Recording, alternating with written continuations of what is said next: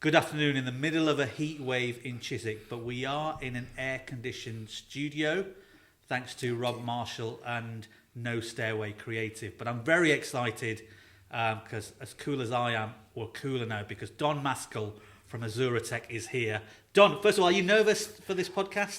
Am I nervous? So the first thing you asked me is, am I nervous? This is my first podcast, and yes, I'm a little bit nervous. Well, for my first ever podcast. A little bit of nerves, I think, are really good. Yeah. And cybersecurity, when you hear the word cybersecurity, if you're listening and watching, are you one of those people who thinks, don't need to worry about it? Are you one of those people who think, need to really get on top of this? We're going to cover all of that and so much more with Don. Don, first of all, let me just say to you, on your way here, if King Charles bumped into you and he said, how are you? You know, you've got 15 seconds. What do you do, sir? In 15 seconds, how would you explain to him what you did? What I would say to him would be, what I try to do is help small businesses use cybersecurity as a way to enhance their business. So obviously we need to protect our organisations from cyber threats, but it can also give you a competitive advantage by demonstrating to your customers that they're that business is a safe pair of hands for their business. And let me say to you, I think you've had a long corporate career working for one of the big organisations. You can tell us about that, but you're also in your first year of business, and that must be, everyone says it's very tough. Tell us about your journey into your first year, and how is year one in the business going? Year one has been challenging, well publicised situation in the world. It's an ever-changing global environment, let's say. It's been very, very exciting, exhilarating, sleepless nights, what I'm now seeing, I'm starting to pick up some new clients, which is great.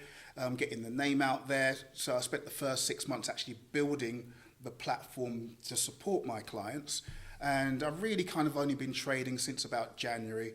So in that time, I've picked up a number of clients and starting to get inquiries and getting the name out there. So yeah, it's been exciting, scary, but exhilarating, because I love what I do. I love technology. I've always loved technology. I've been in this game for over 25 years. I've seen, man and boy, as they say, and I've seen so much change in this industry, but there's so much stays the same. When it comes to protecting your assets, be it your digital assets or your physical devices, that hasn't changed.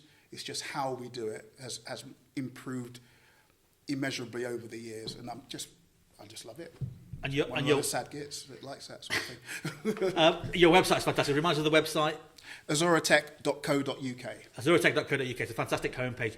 First of all, why Azuratech? Is that something that AI gave you? Is it a Star Wars thing I've missed? What is Azuratech about? So Azuratech, it comes from my daughter's name. My 10-year-old daughter's name is Azura.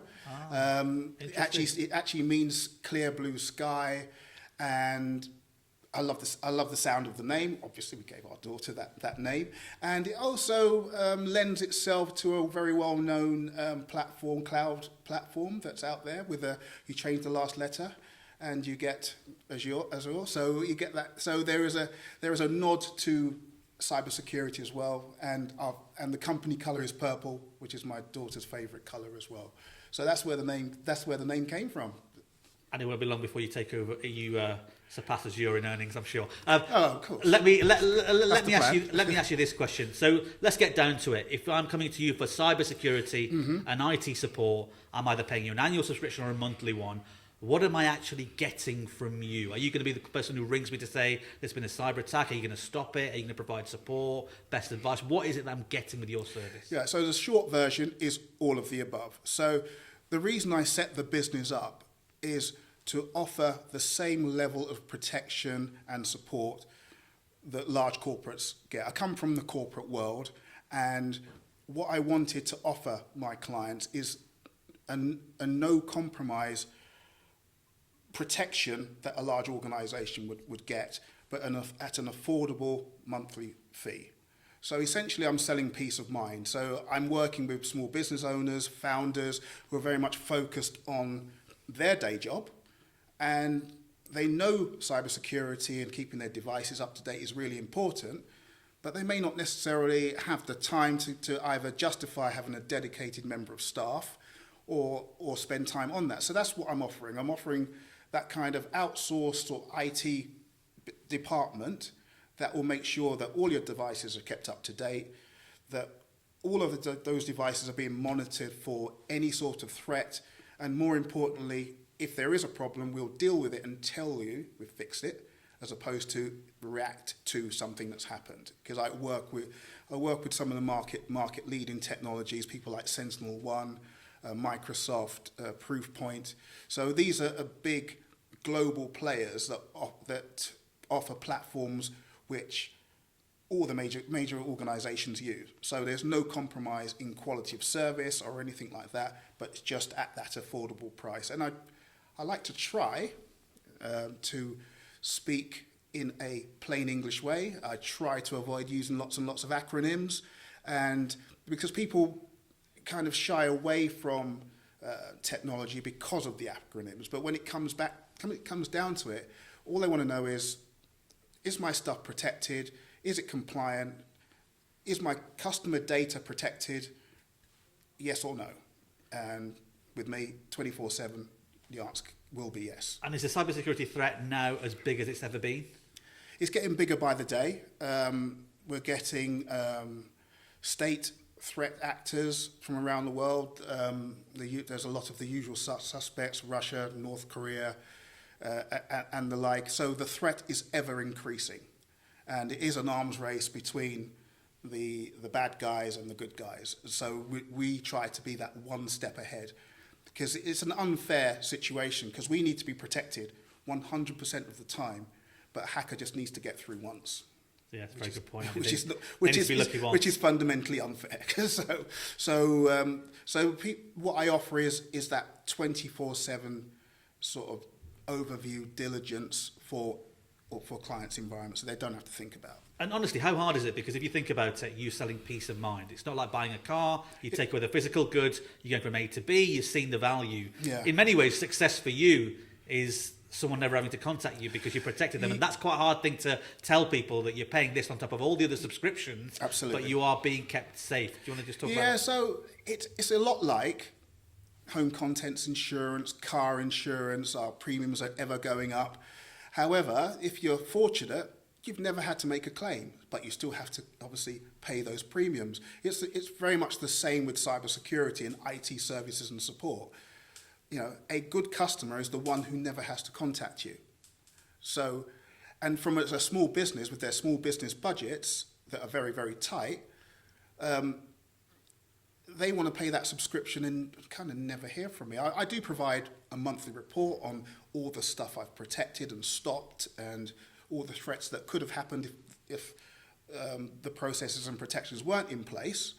But fundamentally, I am selling peace of mind, which is actually quite a difficult concept to sell,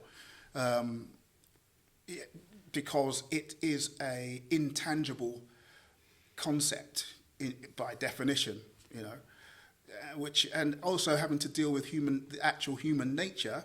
A typical small business owner really isn't thinking about cybersecurity on a 24/7 basis. And, you know, it's the sad people like me whose job is to think about these things 24/7, so you don't have to. So it's, especially with those small business owners in tough times, it's that justification for that investment of time and money to give people that peace of mind with their organisations. So. And one would answer, I mean, it's a business claimable expense, isn't it? Yes, of course. Brilliant. Yeah. Not officially giving HMRC advice, so double check it at home. No, but yeah, it is, isn't it? It Something is. people forget about that. But the same way as I'm no accountant. I outsource my HR to an accountancy business.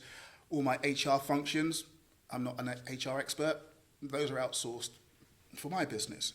So, you know, as a small business owner, there are certain regulatory things I have to have in place, and the ones I don't understand, I outsource to someone who does. Final couple of questions I want to cover to you.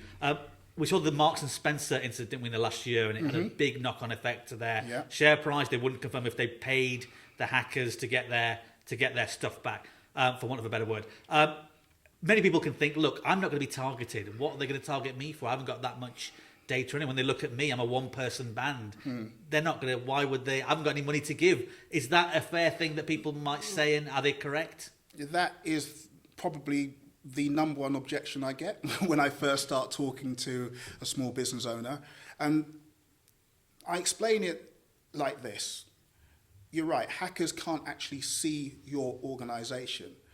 What they will see is, and I have to use an acronym, an IP address. So every device on the internet has a number which identifies it on the internet. All a hacker sees is that number. They can't see what's behind it. So they're constantly using AI and other tools to constantly hammer these IP addresses until they get through. Once they get through, that's when they find out, oh, this is a small business.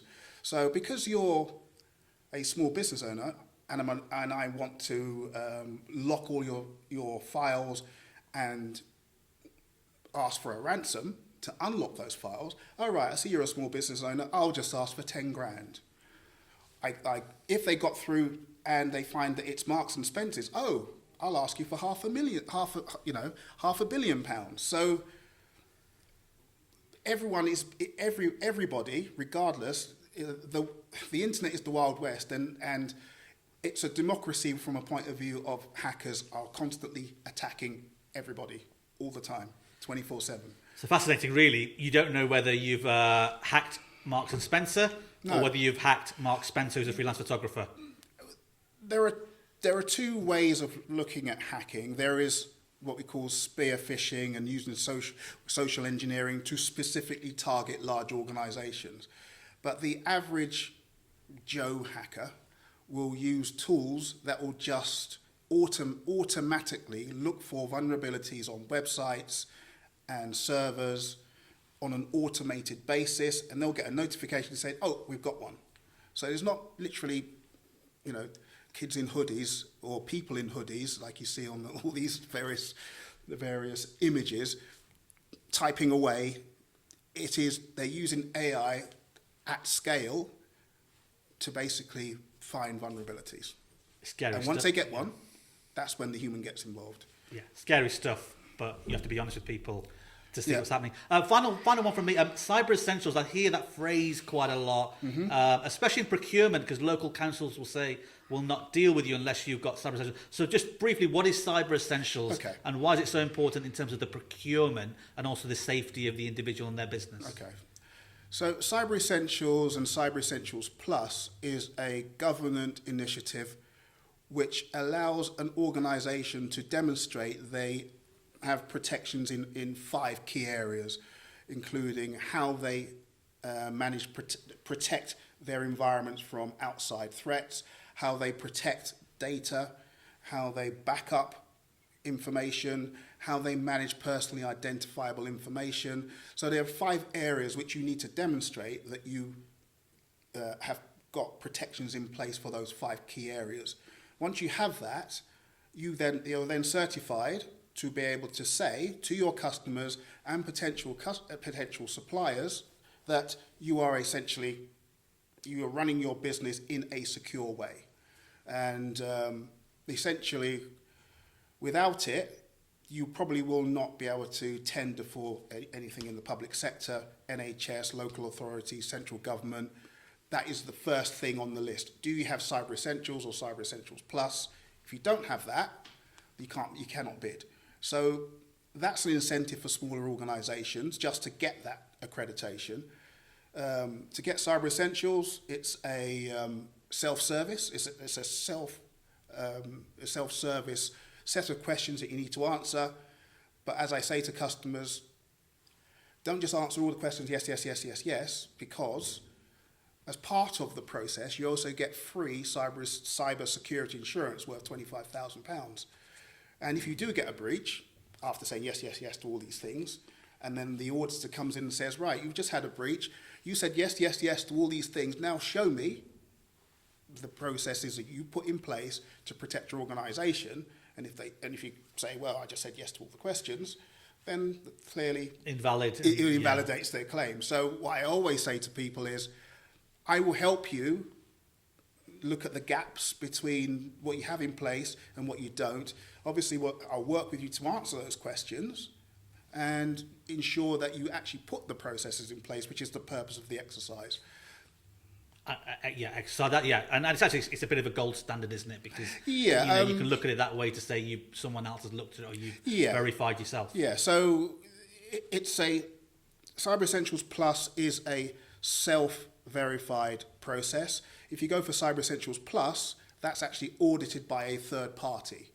And with Cyber Essentials Plus, it's an even higher level of accreditation because a professional body will actually check that you meet a certain standard. So Cyber Essentials Plus is a big tick in the box, and having that logo on your website will give your customers and suppliers that peace of mind that, my data is safe in your hands, essentially.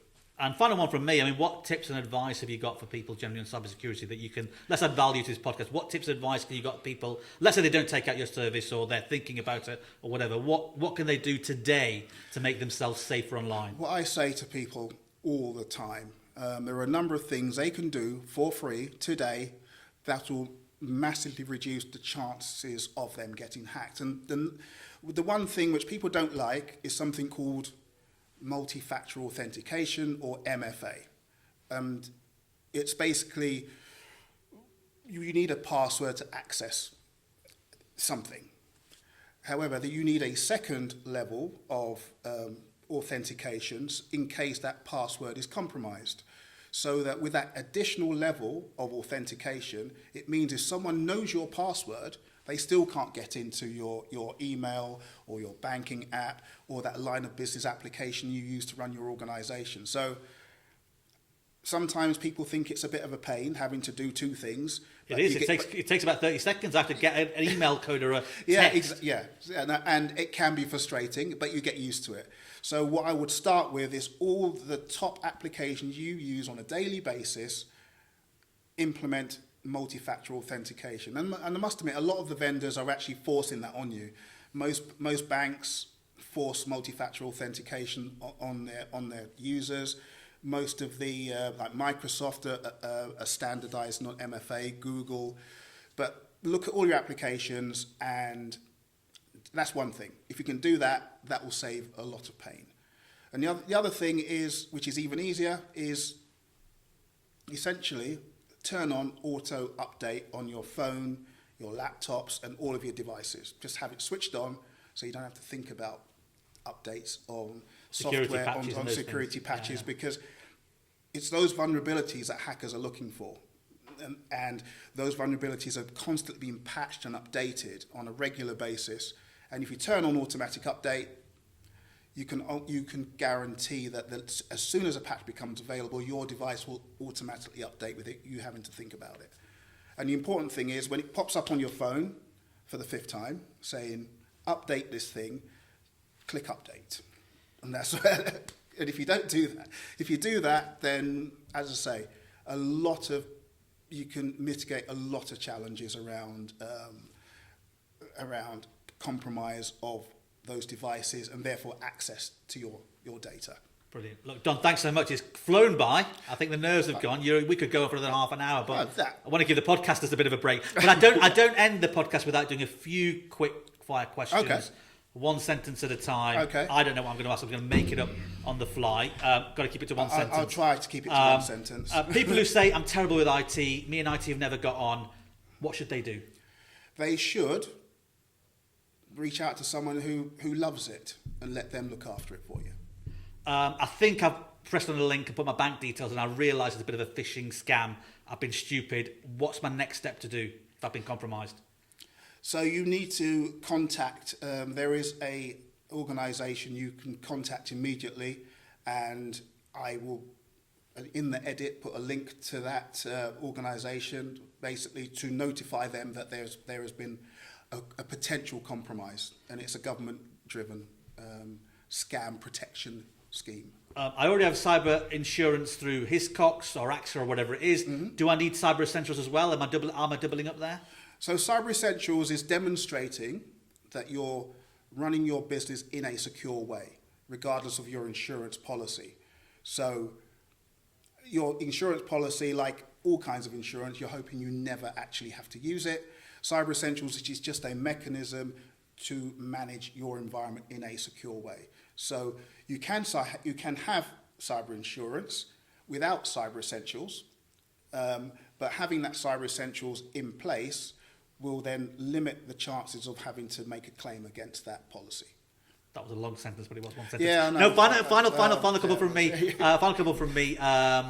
What does Don Mascall like to drink at the end of the day after a long day's hard work at the bar? At the bar, I'm easily pleased. I will probably go for a beer of Moretti. That's my go-to. A pint of Moretti is my go-to now. And my final one, sort of semi-serious kind of thing. Yeah. For someone who's thinking, you know what, I'm going to take cybersecurity out. I'll get around to it in a few weeks' time. Mm-hmm. What would you say to those people? You hear that quite a lot. I hear that all the time. It's a very short answer. Do it now. Make the time. Do it now. Because I've worked with so many organisations who, for argument's sake, £20 a month, and they had a ransomware attack, and the hackers are asking them for 40 grand. I did say that if you put this in place, you could have limited that chance, and and the other thing is we're dealing with criminals, so it's one thing you paying a hacker. It's a whole nother story them actually unencrypting your data and hoping the criminal is honest enough to take my money off me and give me access to my data again. Yeah, and I think it doesn't take much to put a small business out of business. As I say, the Marks and Spencer attack cost them something in the region of 300 million. However, they turn over 14 billion. So they have a little bit of contingency in their budget. If I'm running a small business that turns over £1 million and I've got 50 members of staff and someone's asking me for 100 grand, it's going to put me out of business. It's going to damage my reputation. I'll probably lose all my customers because I can no longer be trusted. So it's really looking at the risk reward over, putting some protections in place that are relatively inexpensive compared to the reality of being hacked. Yes, that insurance risk ratio. Don, thanks so much for. I hope you've enjoyed it. I enjoyed it. I think prevention is better than cure is the answer absolutely. At the end of that. The two things that you said: automatic updates on your devices and multi-factor authentication. I know it's annoying, but then few seconds it could help you so much. Don, final thing: where can people find your LinkedIn website? Just remind people again. Yeah. So. Website azoratech.co.uk or on LinkedIn. I've just started our Instagram page, and there will be some useful content on there that hopefully you can take away and apply to your organisation. Brilliant. Thank you everybody for watching. Hopefully cybersecurity is not a scary word as it was when we started. It's never been scary.